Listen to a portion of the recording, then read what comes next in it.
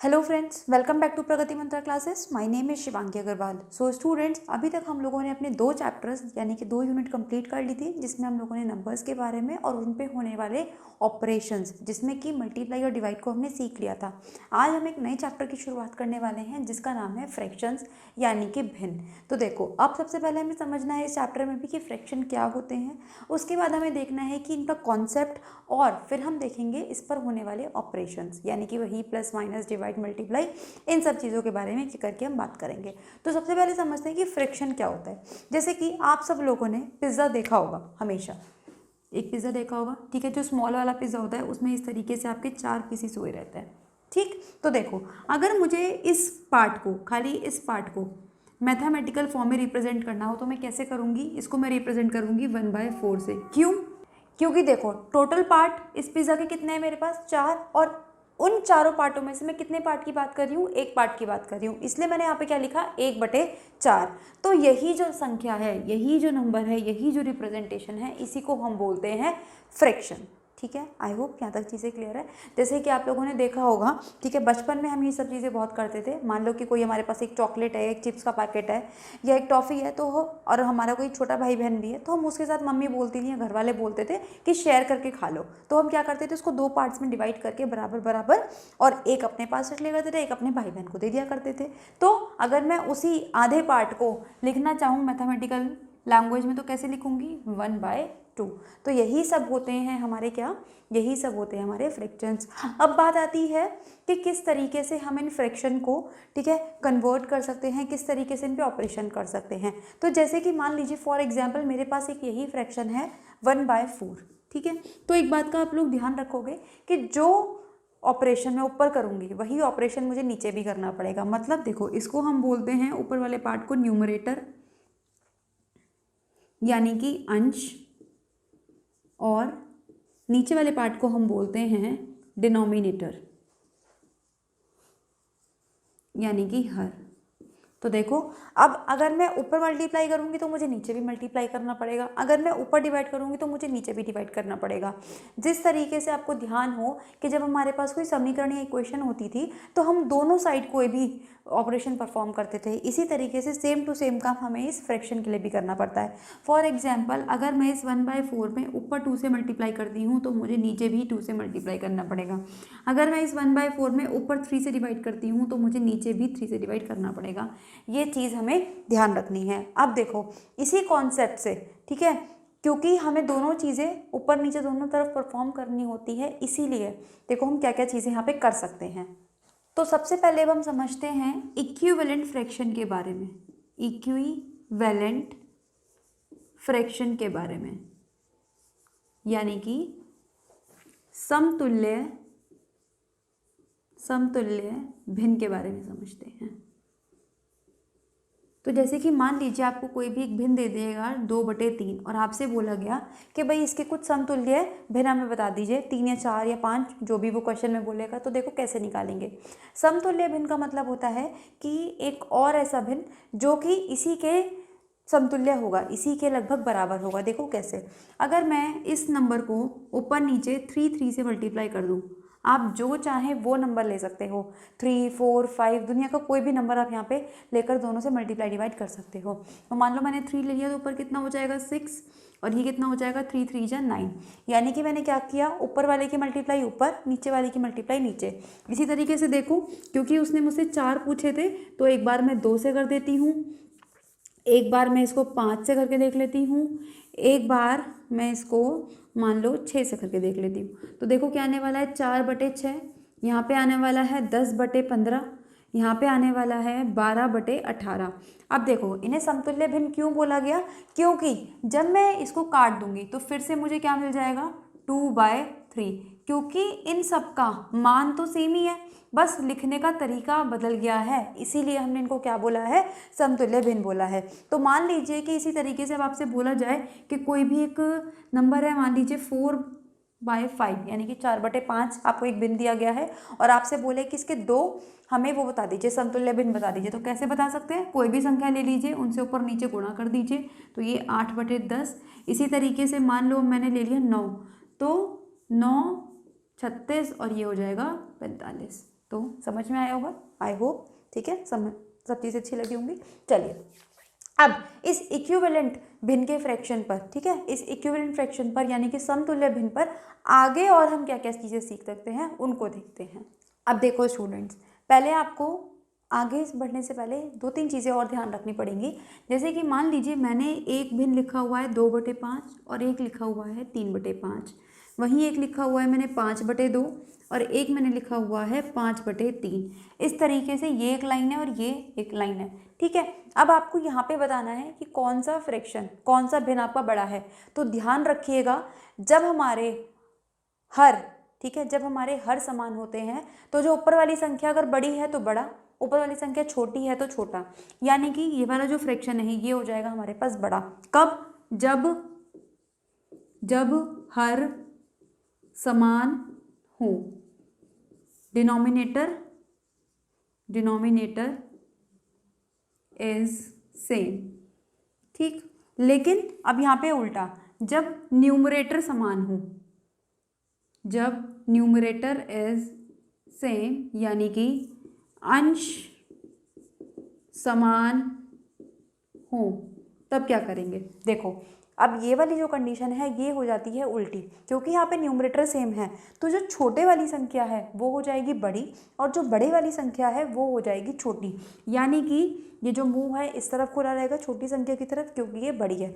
अब आप चाहो तो इसको डिवाइड करके देख लेना, 2 से 5 को डिवाइड कर लेना, 3 से 5 को डिवाइड कर लेना, आपको समझ में आ जाएगा कि ये चीज़ मैंने क्यों बोली है। तो ये दोनों कंडीशंस आपको यहाँ पे ध्यान रखनी है। अब देखो इसी के बेसिस पे हम चलते हैं आगे। मान लीजिए आपको 2 फ्रैक्शन दिए गए हैं 2/5 और आपको एक दे दिया गया 3/9, ठीक है। अब आपसे क्वेश्चन पूछा गया है कि हमें क्या करना है, हमें यहाँ पे इन दोनों फ्रैक्शंस में से, इन दोनों भिन्नों में से ये बताना है कि कौन सा भिन्न बड़ी है और कौन सी भिन्न छोटी है। देखो कैसे बताएंगे, जब भी आपके पास इस तरीके का क्वेश्चन आ जाए, या तो छोटी बड़ी बताने का क्वेश्चन आ जाए, या फिर आपके पास क्वेश्चन आ जाए कि इन भिन्नों को आरोही या फिर अवरोही क्रम में लगाइए, यानी कि असेंडिंग या फिर डिसेंडिंग ऑर्डर में लगाइए, तो आप कैसे करोगे। सबसे पहला जो स्टेप आपको यहाँ पे करना है, क्या करना है, आपको इन दोनों हर को समान बनाना है, यानी कि डिनोमिनेटर को हम यहाँ पे क्या कर लेंगे, एक जैसा बना लेंगे।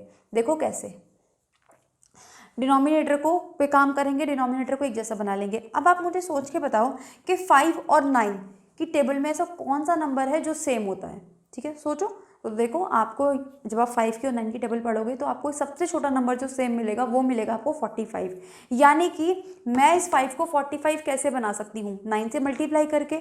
इसी तरीके से मैं इस 9 को 45 कैसे बना सकती हूँ, 5 से मल्टीप्लाई करके। अब मैंने आपको एक चीज़ सिखाई थी कि जब आप नीचे कोई भी ऑपरेशन करोगे तो आपको ऊपर भी करना पड़ेगा, सेम चीज़ आप नीचे कोई ऑपरेशन करोगे आपको ऊपर भी करना पड़ेगा। तो देखो जब आपने 2/5 में कितने की मल्टीप्लाई, 9 की, तो ऊपर भी नीचे भी, तो ये हो जाएगा 18/45। इसी तरीके से देखिए 3/9, जब आप यहाँ पे 5 की मल्टीप्लाई करोगे तो ये हो जाएगा 15/45। अब आप मुझे खुद सोच के बताओ कि इनमें से कौन सी भिन्न बड़ी और कौन सी भिन्न छोटी होगी।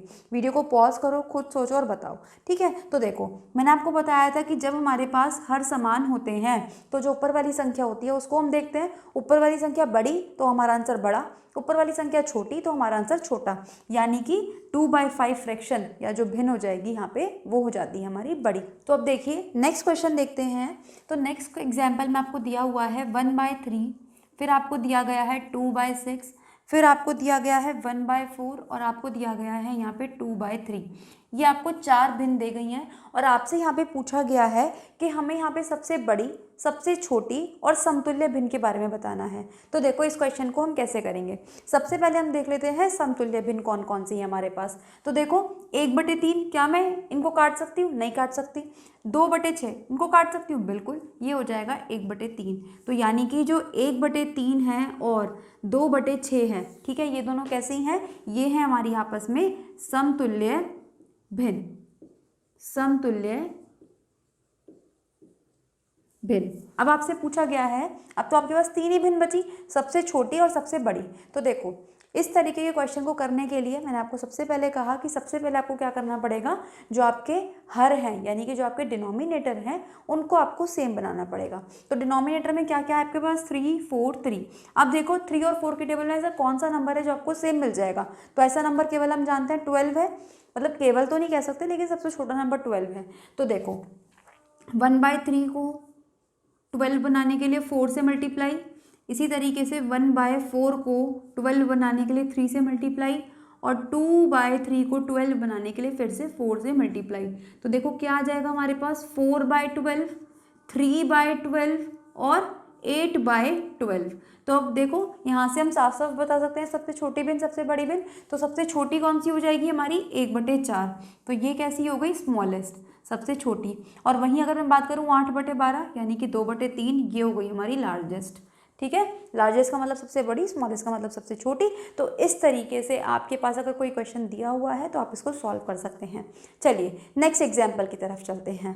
तो जैसे कि नेक्स्ट एग्जाम्पल में आपको दिया हुआ है कि 1/5, 3/5, 2/5 और 4/5।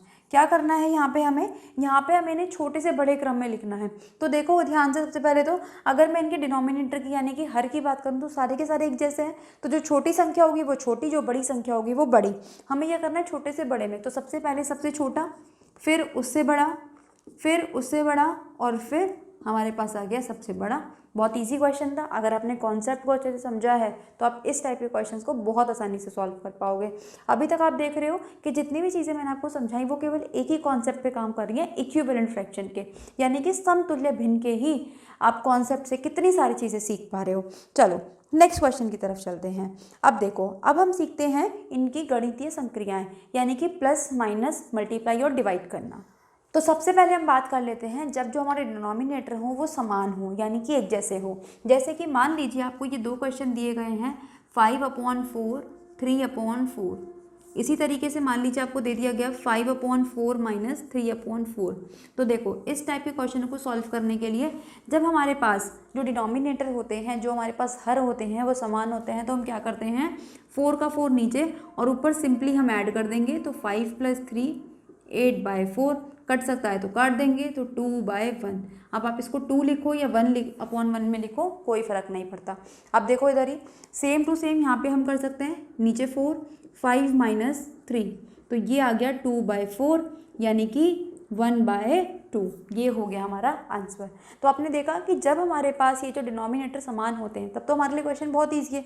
लेकिन अगर आप सोच के देखो कि अब ये जो हमारे पास डिनोमिनेटर है, जो हमारे पास हर है, अगर ये समान नहीं होता तब हम कैसे सॉल्व करते। तो देखिए जैसे कि क्वेश्चन ले लेते हैं, मान लीजिए मैंने ले लिया 2/5 और यहाँ पे मैंने ले लिया 1/3, इस तरीके से। अब मुझे इन दोनों को माइनस करना है या इन दोनों को प्लस करना होता तो मैं कैसे प्लस करती, पहले प्लस के लिए देख लेते हैं फिर हम माइनस के लिए देख लेंगे। ठीक है, सबसे पहला काम आपको क्या करना है, यहाँ पे इनके डिनोमिनेटर सेम बनाने हैं। अब सेम बनाने का तरीका मैं आपको बता चुकी हूँ। 5 और 3 की टेबल में सोचिए कि कौन सा ऐसा नंबर है जो सेम आने वाला है।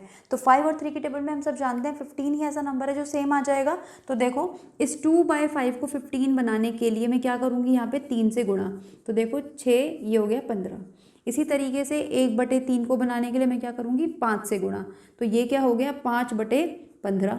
बस अब इसकी जगह मैं लिख सकती हूँ 6/15, इसकी जगह मैं लिख सकती हूँ 5/15। तो क्या हो जाएगा, नीचे वही 15 जैसे अभी अभी हम लोगों ने देखा, और ये क्या हो जाएगा 6 + 5 यानी कि 11/15। अब अगर सोच के देखो, अगर यहीं पे मेरे पास माइनस का साइन होता तो भी मैं सेम काम करती। मान लो कि ये क्वेश्चन ऐसे दिया हुआ होता, तो सबसे पहला काम क्या था, यही सेम काम, डिनोमिनेटर सेम बनाने हैं, हर हमें सेम बनाने हैं हर केस में। तो अब क्या हो जाएगा 6/15 माइनस 5/15, माइनस करोगे 15 नीचे, 6 - 5 यानी कि 1/15। तो देखा आपने, सबसे मतलब अभी तक हमने जितना भी कॉन्सेप्ट सीखा, केवल एक कॉन्सेप्ट हमने सीखा और कितनी सारी चीज़ें हम उससे कर पा रहे हैं। हम उनसे बता सकते हैं कि भिन्न छोटा है या बड़ा है, हम उससे समतुल्य भिन्न बता सकते हैं, हम बता सकते हैं कि इनको हम व्यवस्थित कर सकते हैं अवरोही आरोही क्रम में, साथ ही साथ हम इनमें प्लस माइनस भी कर सकते हैं। तो ये सारी चीज़ें केवल हम एक कॉन्सेप्ट जिसको हम बोलते हैं इक्विवेलेंट फ्रैक्शन, उससे हम कर सकते हैं। अब हम आगे बढ़ते हैं और अब हम सीखते हैं कि मल्टीप्लाई और डिवाइड हम फ्रैक्शंस में किस तरीके से करते हैं। मान लीजिए कि कोई भी आपको दो फ्रैक्शन दिए गए हैं इस तरीके से 3/7, तो हम क्या करते हैं, ऊपर वाले की गुणा ऊपर वाले में, नीचे वाले की गुणा नीचे वाले में। लेकिन एक कंडीशन है, अगर आपको ऐसा लग रहा है कि ऊपर और नीचे में से कुछ चीज़ कट सकती है तो हम उसको वहाँ पे काट सकते हैं।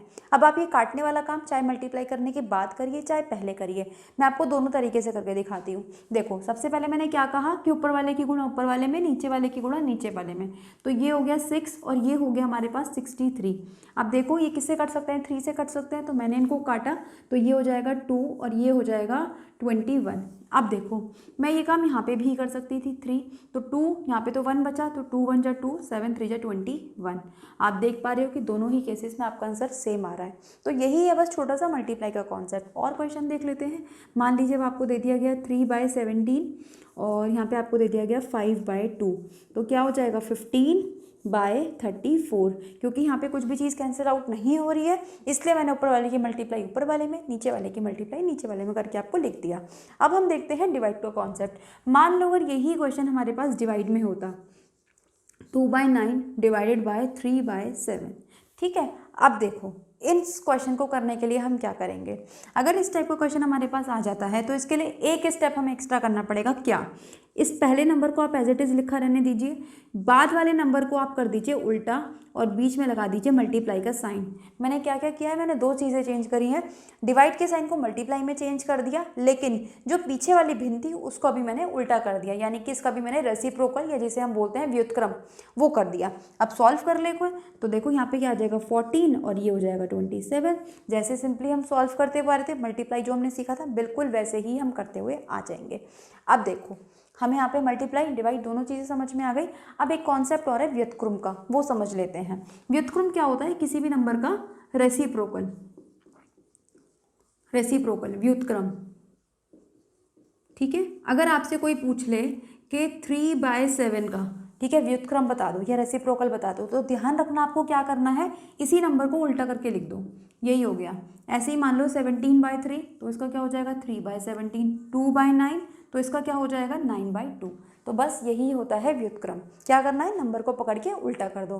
तो प्लस माइनस मल्टीप्लाई डिवाइड चारों चीज़ें हम सीख चुके हैं। अब हम देखते हैं कि इसके बेसिस पे क्वेश्चन किस तरीके से पूछे जाते हैं आपके एग्जाम्स में, उनको देखते हैं। तो देखिए स्टूडेंट्स, अब हम गुणा करनी सीख चुके हैं, अब देखते हैं कि कैसे हम इन्हें सॉल्व करेंगे। तो सिंपल मल्टीप्लाई करना है, ऊपर वाले की मल्टीप्लाई ऊपर वाले में, नीचे वाले की मल्टीप्लाई नीचे वाले में। तो ये आ जाएगा 3, 5 दूनी 10 आंसर। ठीक, बहुत सिंपल है, बस बहुत ध्यान से करना है आपको। अब देखो यहाँ पे हम पहले देख लेते हैं कि क्या कुछ कट रहा है। बिल्कुल, तो 2 से ये कट रहा है 2 टाइम्स, ठीक है बस। अब देखो 3 से ये कट रहा है 3 टाइम्स। क्या कुछ और काट सकते हैं हम ऊपर नीचे? नहीं काट सकते। तो सिंपली आपको क्या करना है, मल्टीप्लाई। तो 7 2 जा ये आ जाएगा 14 और 5 3 जा ये आ जाएगा 15। इसी तरीके से नेक्स्ट क्वेश्चन देखते हैं। 11 से ये जाएगा 2 टाइम्स, 5 से ये जाएगा 5 टाइम्स और फिर से ये 5 से जाएगा 3 टाइम्स। क्या कुछ और कट सकता है? नहीं। तो देखो ऊपर क्या बचा 13 और यहाँ पे क्या बचेगा 6, 3 दूनी 6। इसी तरीके से यहाँ पे देखिए, यहाँ पे लिखा हुआ है 1/8 मल्टीप्लाई 18।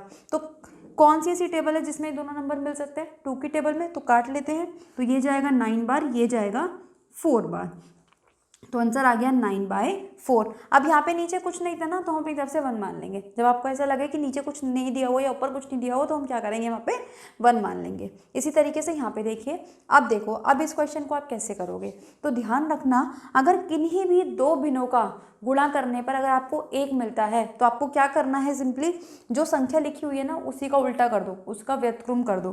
तो 1/13 का व्युत्क्रम 13/1, यही हो गया आंसर। मैंने क्या बताया दोबारा देख लीजिए। मान लीजिए अगर कोई क्वेश्चन लिखा हुआ था 5/8 into dash is equal to 1, ठीक है। तो दो भिन्नों की गुणा तभी बना सकती है जब उसके व्युत्क्रम से उसको मल्टीप्लाई कर दिया जाए, यानी कि आपको जस्ट उसका उल्टा आंसर लिख के आ जाना है। मान लीजिए आपको दिया हुआ था 3/7 इंटू इज इक्वल टू 1, तो क्या आ जाता 7/3। मान लीजिए आपको दे दिया होता 15, आपके बाद डैश देके 15/2 इज इक्वल टू 1, तो भी आप क्या करोगे, इसका उल्टा लिख के आ जाओगे, ठीक है। तो बस मेरा कहने का मतलब है कि अगर कभी भी आपको लगे कि दो भिन्नों की गुणा करने पर मुझे एक मिल रहा है, तो जो दूसरा आंसर होगा वो क्या होगा, आपको दिए गए नंबर का व्यतक्रम, दिया हुए नंबर का आपको उल्टा कर देना है। नेक्स्ट क्वेश्चन देखते हैं ये वाला। अब देखो इस क्वेश्चन में आपको मिक्स फ्रैक्शन में दिया हुआ है, तो पहले हम इसको चेंज कर लेंगे। कैसे? 7 2 14, 14 + 1 15, यानी कि क्वेश्चन बन चुका है 15/2 into dash is equal to 1। तो देखो ये क्वेश्चन तो हमने अभी देखा, तो इसका व्यतक्रम 2/15, यही हो गया हमारा आंसर। आई होप यहाँ तक चीज़ें क्लियर हैं कि किस तरीके से गुणा की हेल्प से हम इन वाले क्वेश्चंस को सॉल्व कर सकते हैं। चलिए अब हम चलते हैं नेक्स्ट टाइप के क्वेश्चंस पर। तो देखिए स्टूडेंट्स, अब आपको क्वेश्चन दिया हुआ है कि जोड़िए, यानी कि आपको यहाँ पे क्या करना है, ऐड। जैसे कि हम सीख ही चुके हैं, तो जब 1/3 और 7/3 को आपको क्या करना है, जोड़ना है। क्योंकि यहाँ पे डिनोमिनेटर हमारे ऑलरेडी सेम है, तो दिक्कत की कोई बात ही नहीं है। नीचे आ जाएगा 3, ऊपर 1 + 7 यानी कि 8/3 हो जाता है आपका आंसर। इसी तरीके से यहाँ पे देखिए 5/4 + 3/4 + 9/4, तो नीचे क्या आ जाएगा 4। आप इन सबको जोड़ोगे, 5 और 3 कितना होता है, 8, 8 और 9, ये हो गया आपके पास 17/4। अब देखो यहाँ पे माइनस करना है, सेम वही बात कि डिनोमिनेटर सेम है तो कोई दिक्कत की बात ही नहीं है। तो क्या हो जाएगा यहाँ पे 5 और 8 में से 6 गया तो 2। इसी तरीके से यहाँ पे देखिए ये हो जाएगा यहाँ पे 3, 4 में से 3 गया तो 3। अब इसको मैं काट के लिख सकती हूँ 1। अब यहाँ पे देखिए यहाँ पे कितना आ जाएगा 2। अब यहाँ पे आपको ध्यान रखना है, हम 7 में से 5 को नहीं बल्कि 5 में से 7 को माइनस कर रहे हैं, तो आंसर क्या आएगा, -2। इस चीज़ को हम ध्यान रखेंगे। जब आप इसको काटोगे तो ये आएगा आपका -1। ये चीज़ें छोटी छोटी आपको ध्यान रखनी है क्वेश्चन करते टाइम। अब यहाँ पे क्या करने के लिए दिया हुआ है आपको, डिवाइड। तो डिवाइड करने का प्रोसेस मैंने आपको समझाया था कि पहले नंबर को एज इट इज़ लिखिए, इसको मल्टीप्लाई बनाइए और इसको कर दीजिए उल्टा। तो 2/5 का क्या बना दिया हमने, 5/2। सॉल्व करोगे तो ये आ जाएगा 15/8। यहाँ पे देखते हैं, अब देखो 7/3 मल्टीप्लाई 7/3, उल्टा कर दिया ना हमने, तो 7 7 जा 49, 3 3 जा 9। तो देखिए इसके बाद नेक्स्ट क्वेश्चन को देखते हैं। यहाँ पे हमें फिर से डिवाइड करने के लिए बोला हुआ है, तो पहले नंबर को एज इट इज़ रखिए, मल्टीप्लाई का साइन, इसको कर देंगे उल्टा। 3 से गया 3, तो आंसर बच गया 2 लिखिए, चाहे 2/1 लिखिए, एक ही बात है। तो देखिए अभी तक हमने multiply, divide, plus, minus, divide सारे क्वेश्चंस को देख लिया। अब हम चलते हैं कुछ और स्टेटमेंट टाइप के क्वेश्चंस की तरफ। तो देखिए स्टूडेंट्स, अब आपको नेक्स्ट क्वेश्चन दिया हुआ है कि ये आपको कुछ भिन्न दिए गए हैं और आपको इन्हें बढ़ते हुए क्रम में, यानी कि इंक्रीजिंग ऑर्डर या फिर मैं कहूँ असेंडिंग ऑर्डर में लगाना है। तो कैसे करेंगे, तो सबसे पहले वही काम करना है हमें कि इनको हमें क्या करना पड़ेगा, इनके डिनोमिनेटर को सेम बनाना पड़ेगा, हर को सेम बनाना पड़ेगा। हर में कौन कौन सी संख्या है, एक तो 5 है और एक 3 है। अब 5 और 3 की में कौन सी संख्या है जो सेम होती है, 15। तो यानी कि मुझे इस 3 को 15 बनाना पड़ेगा और इस 5 को भी 15 बनाना पड़ेगा। तो देखिए कैसे करोगे, तो इसको 15 बनाने के लिए 5 से गुणा, इसको 15 बनाने के लिए 3 से गुणा, इसको 15 बनाने के लिए फिर से 5 से गुणा, इसको 15 बनाने के लिए फिर से 5 से गुणा, और इसको 15 बनाने के लिए हमें करना पड़ेगा 3 से गुणा। तो देखो अब क्या क्या आंसर हमें मिलने वाले हैं, देख लेते हैं और उनके बेसिस पे हम इन्हें छोटे से बड़े ऑर्डर में लगा देंगे। तो ये हो गया 5/15, ये हो गया 6/15, ये हो गया 20/15, ये हो गया 35/15, ये हो गया 12/15। तो देखो सबसे छोटा कौन सा है, 5। ठीक है, तो 5 किसके लिए है, 1/3 के लिए। फिर कौन सा है, 6 किसके लिए है, 2/5 के लिए। फिर क्या आएगा, 12 किसके लिए है, 4/5 के लिए। फिर देखिए ये 20/15 यानी कि 4/3 के लिए। और फिर लास्ट में 35/15 यानी कि 7/3 के लिए। तो आपने देखा इस तरीके से हम अपने क्वेश्चन को, अब चाहे वो आपसे कह देता कि छोटे से बड़े में, अभी तो बोला था उसने बढ़ते हुए क्रम में, अब बोलता था घटते हुए क्रम में, तो हम क्या करते, इनको उल्टा लगा देते। तो 7/3 सबसे पहले आ जाता और 1/3 सबसे लास्ट में पहुंच जाता, सारे नंबर्स हमारे हो जाते हैं उल्टे। तो बिल्कुल इसी तरीके से आपको अपने क्वेश्चन को करना है। बस एक ही काम याद रखना है, डिनोमिनेटर को आपको इस केस में सेम बनाना पड़ेगा, हर को आपको सेम बनाना पड़ेगा। चलिए स्टेटमेंट क्वेश्चन की तरफ चलते हैं अब हम यहाँ से। तो देखिए अब जैसे कि यहाँ पे आपसे पूछा गया है कि जो दो संख्याओं का अंतर है आपको क्वेश्चन स्क्रीन पे दिख ही रहा होगा।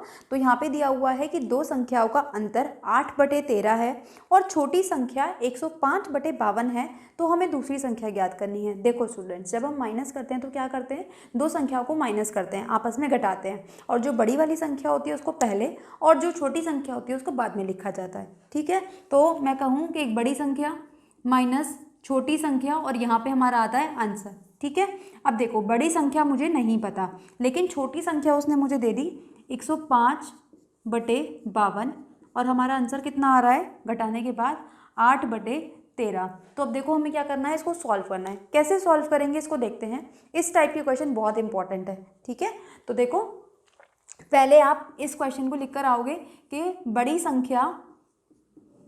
संख्या माइनस छोटी संख्या, ठीक, बराबर हमारा होता है उत्तर। अब इस कंडीशन के हिसाब से हमने अपनी कंडीशन बना ली। कैसे सॉल्व करेंगे, इस संख्या को हम ले जाएंगे उधर, क्योंकि यहाँ पे ये माइनस की है तो उधर जाके कैसी हो जाएगी, प्लस की। तो हमारे पास यहाँ से बड़ी संख्या आ जाएगी, कैसे, ये आ जाएगी हमारे पास 8/13 प्लस 105/52।